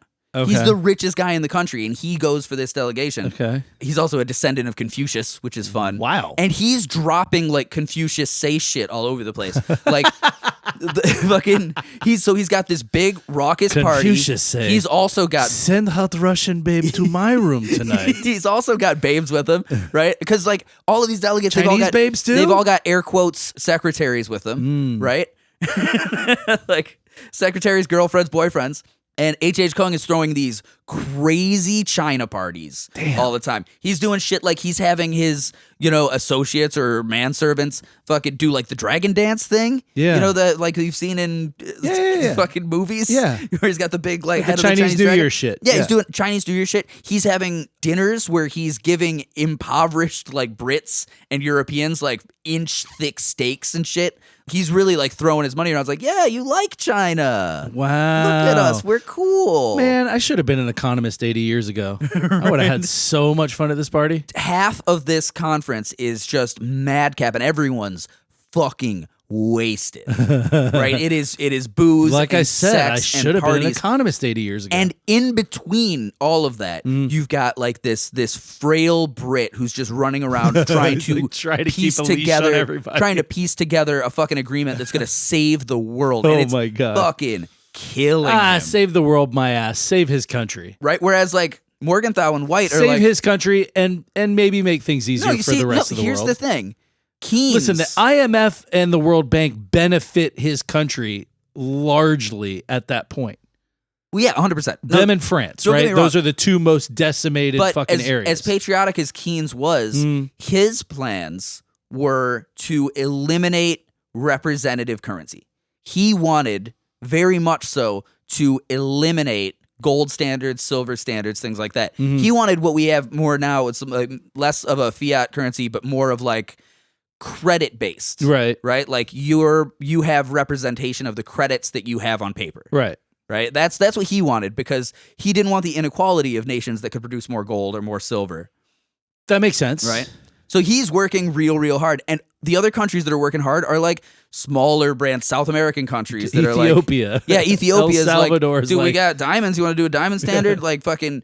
Yeah, like South American El countries. Salvador is like, do you have any fucking idea what United Fruit has been doing? Yeah, fucking exactly. There are countries here that are like fighting for some room at the table. And there are specific points where more powerful colonial countries are like, hey, shut the fuck up over there. Oof. Like Guatemala at one point stands up and is like, hey, can we talk about getting financial security for a coalition of nations in South America? And I want to say it was Spain that stood up and was like, no, shut up.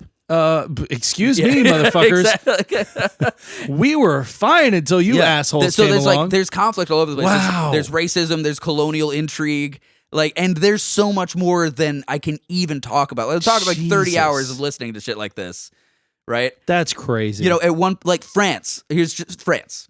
They fucking spoke only in French only when they were talking about finances in committee. Outside of committee, they could speak English just fucking fine. Just fluent in English. Yes, completely fluent. But when they were in committee, they only spoke in French. They only spoke in French, but not to confuse people. It was a point of pride to them. They're like, no, if we're going to have this agreement, it will be in our native tongue. Je ne parle pas Napoléon, vive la France. No. And everyone knew that they were being fucking dicks about it. Je ne parle pas l'anglais. So week one, everybody gets together. Nécessaire. It's kind of starts out as a party. People are already a little tired. Obviously, there's tension. Obviously, they're thinking like, all right, how do I work these angles? Where do I go? How's New Zealand going to get a fucking footing in here? Okay. They're like, okay. New Zealand was there. Yeah. I know you read off the whole list. It was just some of them. You figure some of these delegations are like, okay, we're going to ally with Harry Dexter White over here because he's holding his own little courts where they're putting in like additional documentation and they're writing clauses and stuff for the agreement that they're trying to make that they want to have signed at the end of this. Okay. Mind you, all these guys thought this was going to be like a 3-day conference. Took 3 weeks. Holy shit. So I missed that part. Yeah, so multiple people are like, all right, we'll align with Harry White because the United States is powerful. Look at the big dick that they have in this mountain. Look at this whole thing. They obviously have big dicks. We're going to align with them. Others are like, I'm going to go with Keynes because he's such a well-respected economist. He's working so hard. Like, he obviously has a better idea. But other ones, like, Paraguay is like, fuck, I want to go play golf, bro. South Africa's like, I don't know, you guys can take part of my share. I'm fine. Leave me alone. Paraguay's probably like, you couldn't have fucking done this on a beach? We're like the only landlocked country in South America, dick. Smaller, less powerful countries are essentially left to their own devices because they're like, they're not including us. We're just hanging out here. Yeah. So I'm going to go swimming. I'm going to get the dance instructor. Dominican Republic was just like, I'm going to go party with these fucking Greeks and Brazilians. Take a hike. At one point, actually, fun anecdote, a Chinese delegation goes for a hike in the mountains, and they get held at gunpoint by a mountain man because he thinks that they're Japanese invaders. Wow. There are details to this fucking story that are bonkers. And it's all Chinese. It's all wrapped same shit. It's all wrapped in this fucking eggshell of just the most boring dick piss nonsense you ever heard in your fucking life. But then you get into the human intrigue of it, and it's like there's coercion. There's like, dude, this could so be a Wes Anderson film. It is 100% a Wes Anderson movie. Like, it has to be. Like, we gotta write a letter to him. Okay. Do people still write letters? We gotta send Wes Anderson a fax. At one point, like, okay, so this is the first week. First week, everybody's figuring shit out. It's a little madcap. There's a little bit of bonage here and there, maybe some buggery. Who knows? Everyone's getting shit-faced every night. John Maynard Keynes figures we'll get in and out. I hope everybody had bonage. Maybe. I really sincerely hope. Even Keynes, But after the first week, that's when shit starts to get a little more intense. Okay. One, people are tired of being here. Two, week-long party's a long party. They're wicked hungover. Like, they've been drinking. They've been 1940s drinking. Like, shit's fucking heavy. Yeah. And they're not coming to agreements. They're getting mad at each other. Like, the big countries that think they want more representation, like France, fucking Switzerland, they're not agreeing with the deals being made for other countries because it takes away from what they would get as a cut. Right? So IMF entitlements were being doled out at that point. They're setting up the list of like what countries will get what percentage of money after the war, right? Here's what you'll pay. Here's what you'll get out of it in turn. And it can't be all at once. Sure. It'll be like the first countries that are going to get fixed and get the most are at the top. England and France, probably. Yeah, exactly. So IMF entitlements Poland are being doled out. Too. And they're obviously being doled out for political reasons. It's like whoever is jerking off the Secretary of Treasury or whatever. It's like they're going to get the biggest entitlement, right? But Harry Dexter White is covering this in this like melange. It's a good thing we bring all these women. Harry Dexter White, jerk off Secretary of Treasury. Harry Dexter White's just like, no. Listen, your output of resources versus the time it takes to get there, plus the angle of the sun on a particular day, mixed with the gunpowder treason 1822, that means that you get this percentage. And everyone's like, that sounds like words. Here's a cool detail that really fucking blew my mind when I was doing all this research and I found it so impenetrable. Everyone found it impenetrable. I wasn't confused. Everyone was confused. They didn't finish the documents. The representatives at this conference never got to read the whole fucking thing. Shut the fuck up. Because they were on such a time crunch that by the time they finished the conference, a 3-week time crunch? the hotel was kicking them out because they'd overstayed by like 2 weeks. So they were just like, fucking fine, signed it and got the fuck out. Wow. Yeah, dude, and like there were journalists on hand. Journalists had no idea what to report. Just that it was like madness. And fucking John Maynard Keynes, he collapses at one point from strain. Yeah, in the second week because he's running up and down the steps and yelling at people and fucking he's holding like these fast meetings trying to get like fucking with my guy all these Keynes. appointments. He's in bed holding meetings. People are going through and he's running these fucking fast paced like, all right, Sector 1, Division 2, we want to go on the third line. You need to talk about the secondary trade coming out of this office. And people are like fucking scribbling shit, but he's also just saying shit so fast and so randomly, people can't even turn to the right page to see what the fuck he's talking about. You know, they're just like, huh? He's like, yeah, that one's fine. Turn to section B on page 125. God. And they're like, fuck. And he's like, no, skip it. Let's go to C. One delegate called him the most absolute representation of genius on earth and the worst chairman in the world. Because he's just steamrolling people. He doesn't give a fuck. And on the other hand, he's doing that trying to get... think he's on his fucking deathbed. He's exactly. 60? He's like, I'm going to do it. This is my mark. On the other side, you got Harry Dexter White. He's like, nah, cross that out. Cut that. Fucking scratch that. Do this. He's like, we're going to make it like this. We'll make it like that. You know, and all the while, all the countries are bickering. They're like, listen, I want a higher percentage of this. I want a higher percentage of this. Russia goes to White and says, and I'm just Russia, the country. Russia says, listen, you say that we get 850 million. At council 1 month ago, you say maybe $1 billion. So we're going to negotiate for $1 billion. So Russia's standing at a fucking $1 billion. Literally? And they will not move. That wasn't just no, that's like rhetoric. Harry Dexter White literally $1 billion. He had posited at a press conference a couple of months before that, like, I don't know, maybe like say, you know, he's like being like, yeah, no, we'll do a monetary fund. You know, people need to rebuild things. You know, maybe the 850 for this country, maybe $1 billion for Russia. Who knows? He just tossed that out, right? And they're Russia caught that, and they're like, yes, we are $1 billion. We are done partying now. We are $1 billion. It's time to talk money. We say $1 billion. It turns out the parties were all an act. It's always been an act. Everything's an act. Everything everyone's doing. H.H. Kung with his fucking dragon dance. It's all about alliances. It's all about building shit. It's all espionage. It's fucking politics, dude. And it's the most interesting melange of fucking like people smashed into a place that it could possibly be. Because also, I've been out there and it's such a beautiful, serene area. It's absolutely gorgeous out there.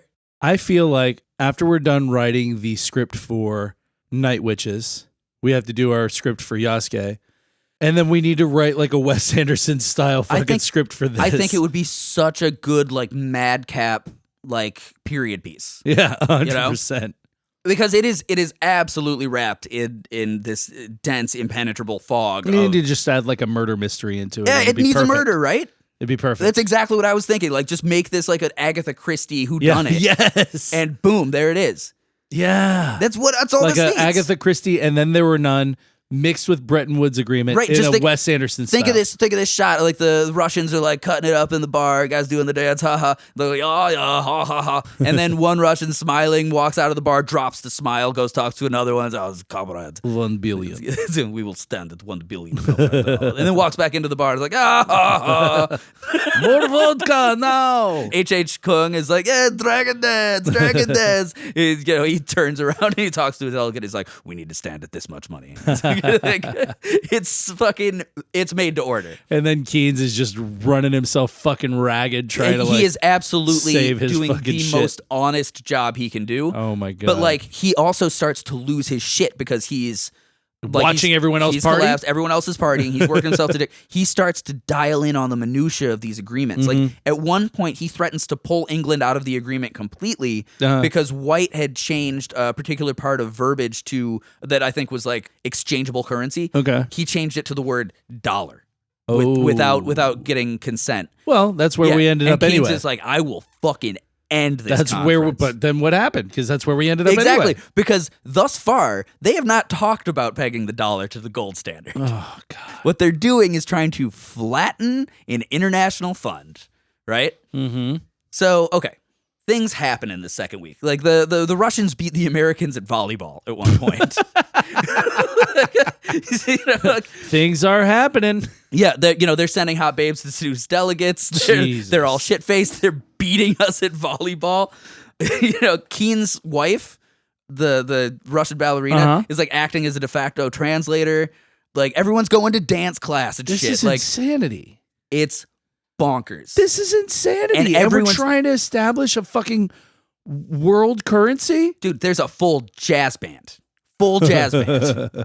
Right? Journalists are confused. 1940s jazz band too. So there was They're like fucking cool band shells and stuff up there, like those old jazz bands. Hell They yeah. did it up like just in stage presence. You got Conchita the Peruvian bombshell dancing for him. So week 3 comes around. Now everyone's really starting to get hot. Okay, Right? Not just the delegates, but also Not like just the Brazilian women. Not just the Brazilian one, but also the staff. The staff is like, what the fuck is this? The owner's like, you guys are supposed to be out of here 2 weeks ago. We've got more people coming. Like we booked out for the year. Yeah. Because this was supposed to be like a 3-day conference. So the owner's furious, even though he just made a bunch of money off of this, whatever. Sure. But it's a hugely discounted price. And now with these new renovations, he's got to turn and burn, Yeah. The wait staff. I was gonna say I thought this place was pretty decrepit before this. It was, but then once they built it up, they're like, yeah, we'll be here for like 3 days, then you're good to go.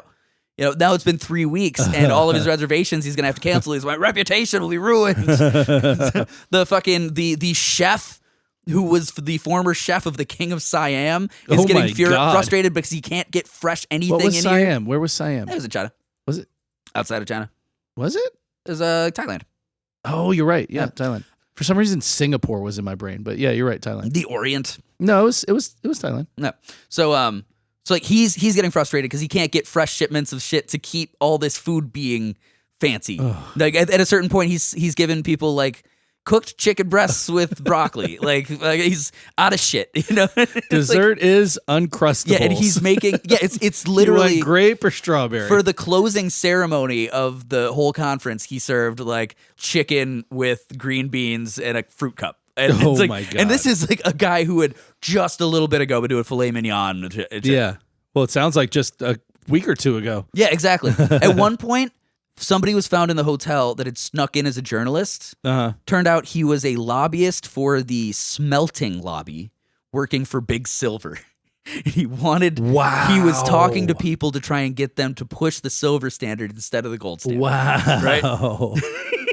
And week 3, Keys fucking collapses hard. A second time. He's down, yeah. Like the first one was just like, whoof. This one is like, he's having a heart attack. Right? Okay. So the summit is over. The 3 weeks are done. Yeah.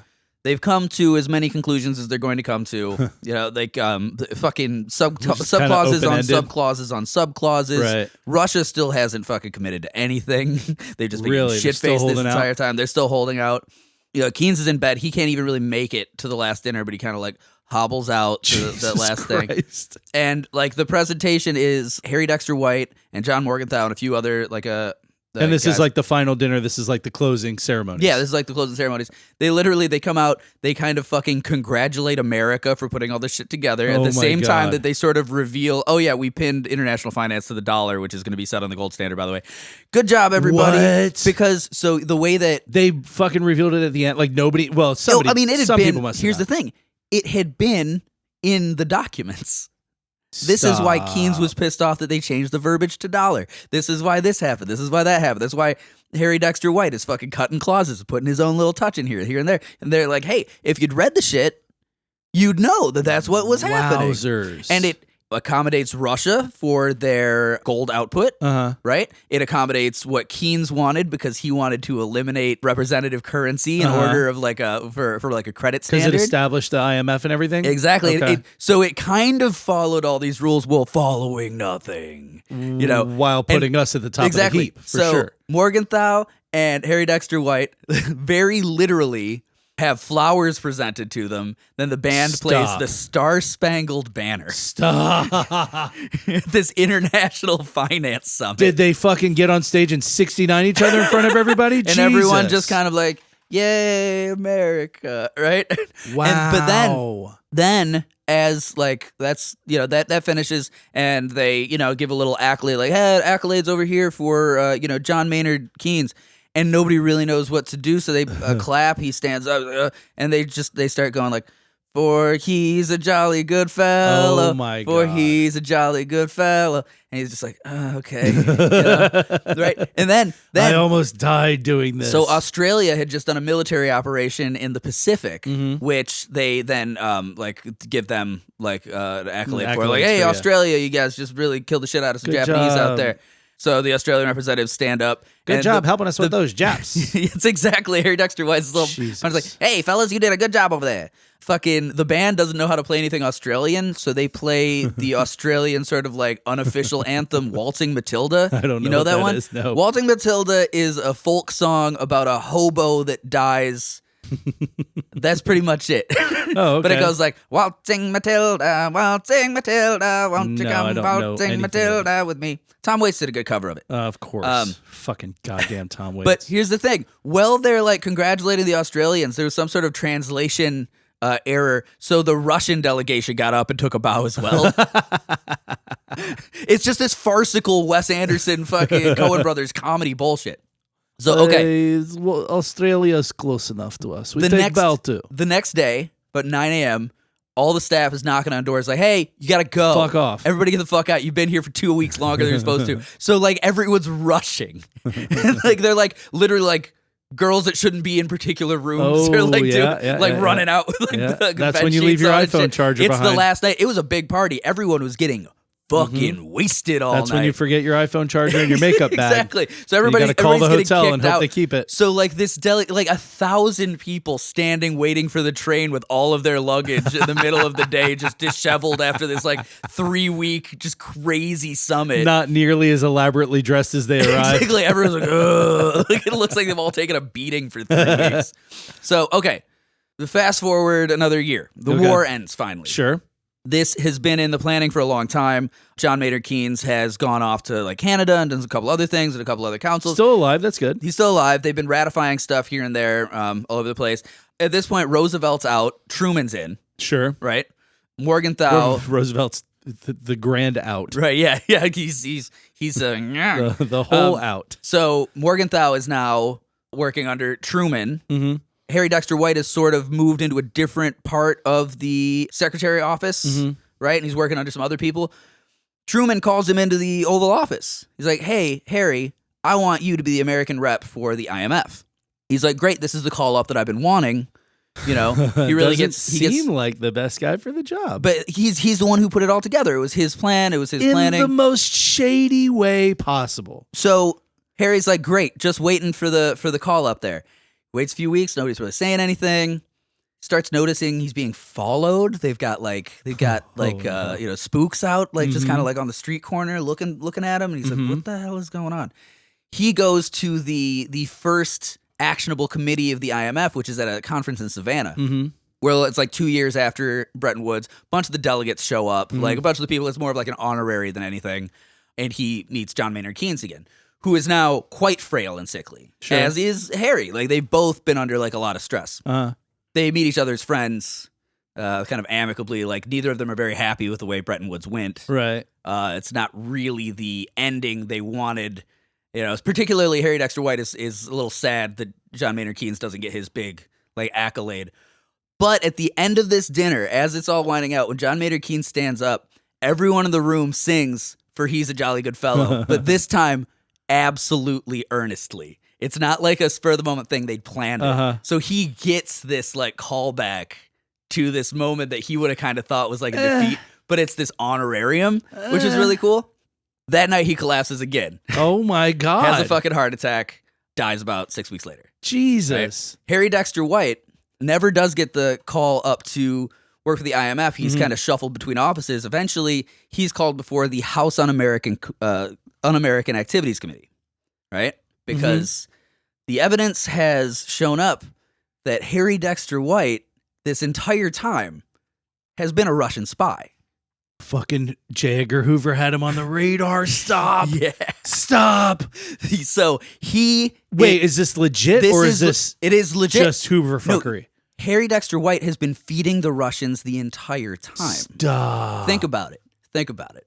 When he said in that little interview, he's like, yeah, maybe $1 billion for the Russians. right? And then the Russians are, we're standing on $1 billion because you said so. That was agreed on.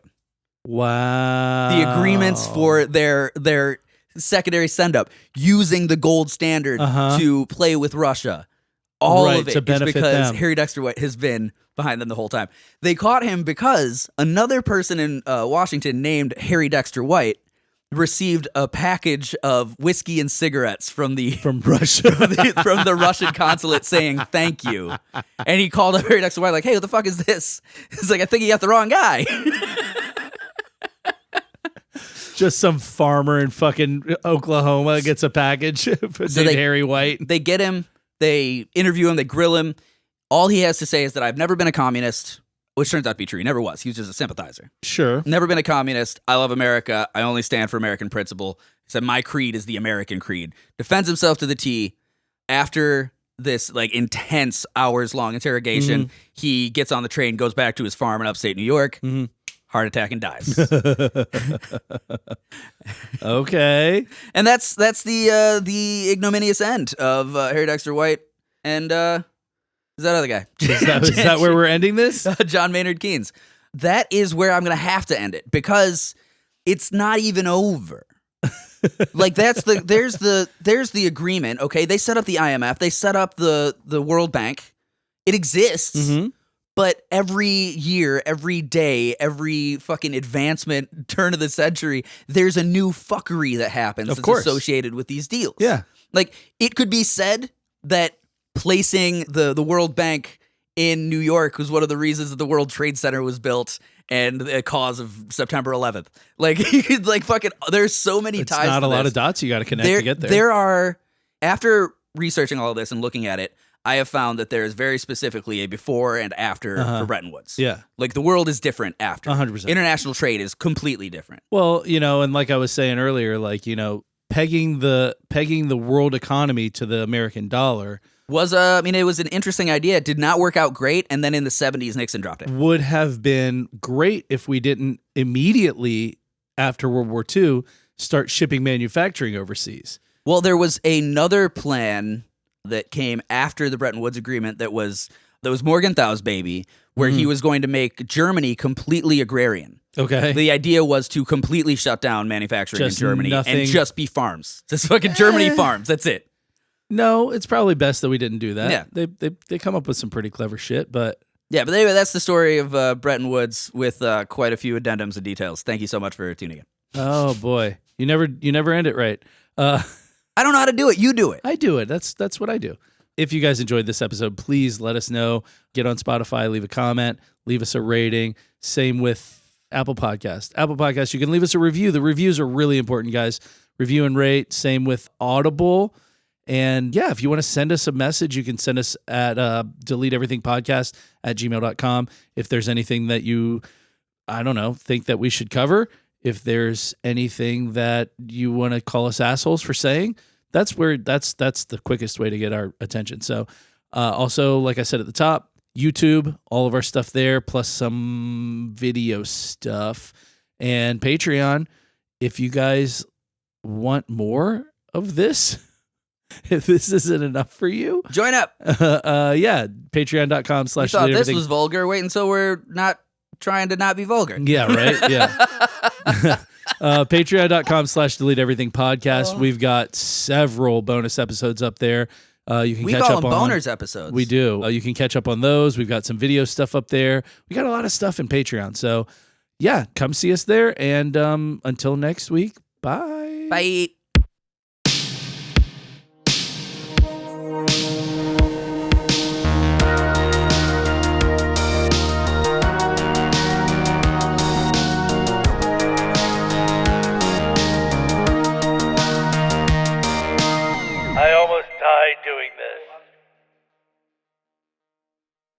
I'm going to say this because it's apropos of what I have going on right now. So for those of you who have not been listening for very long, I am Brazilian. And the Brazilian bureaucracy is absolutely something to behold. You ever watch Futurama? The show Futurama? You know how they always make fun of Hermes and like the bureaucracy and how everything goes so slow, and they like really like dial it up to 11 on like how terrible the bureaucracy. That is actually how Brazilian bureaucracy works. Like it is It's on island time, even though it's a dude huge part of a well, continent. I'll tell this very brief story, right? So my son, the first time we took him to Brazil, right? When he was born, his mother is not a Brazilian citizen. She's American. I am a Brazilian citizen. So I had the option to do a Brazilian citizenship for him, which I was like, we can do at any point. He can do it like right now. He's in the military, so he would have had to dump that anyway. So it worked out well. Like once he's done in the military, he can. He had to give up his Brazilian citizenship? Absolutely, you have to. You can't be a citizen of a foreign nation if you're in the United States military. That sucks. Yeah. So my sister had to do the same. She was actually a Brazilian citizen, and then she had to I don't know what do you call that? Depatriotize? I guess. At any rate, expatriate. So yes, that is actually the correct term. Yeah. So smarts. we had to get him a visa because you have to have pay for stuff. Yeah. So I had to drive to the nearest Brazilian consulate, which is in Miami, which from where we are is about 5 hours. To get there, to be at the Brazilian consulate by 9 a.m. because they only do so many people a day, specifically for like passport and visa stuff. Goddamn. Right? So I had to get there at 9 a.m. when they open. In other words, I left here at 4 a.m. to drive down to Miami. Drove down there. I looked on the website. I got all the shit, everything that they could possibly need to get my son's visa, right? Sat down, waited until I got fucking called, sat down with the lady, gave her all the stuff. She's doing all, and they're so fucking miserable. Everything that you think about Brazilian people and sort of happy-go-lucky party, not when you're in this setting, not when you're in banking or fucking anything bureaucratic. They are the most miserable. I don't give a fuck. I'm not going to smile. Fuck you for even being here type people, right? So I'm sitting there. This woman is just... What did that guy call you that one time? Fickle cheaters. Something like that, yeah. He said Brazilians. Typical Brazilian. Fickle cheaters. Yeah. Which I was like, what? Best insult I've ever seen. It's the best racist bullshit I ever saw thrown at somebody because it just made you go like, Well, this was also a heroin addict who I had to fire. But at any rate, so I'm sitting there, and by the way, gorgeous. Like also everything you think about hot Brazilian women, she's like drop dead gorgeous and just miserable. And I'm like, like we could like just spice this up a little bit and have a fun time and get a little banter going on here, like we're both speaking Portuguese. We could do a little samba, start dancing a little bit, nope. She was having the worst day. I feel like every day of her life is the worst day. But anyway, so we're going through, I'm giving her all the stuff. We needed all this shit, whatever. We get to something where it was like we had to show certain financial stuff, right? Basically to show that our son the plan was not to dump him off in Brazil to leech off the system. It was to actually bring him back here because we actually have the money to take care of him, right? Right. So I produce all this sort of financial paperwork, his mother's and mine.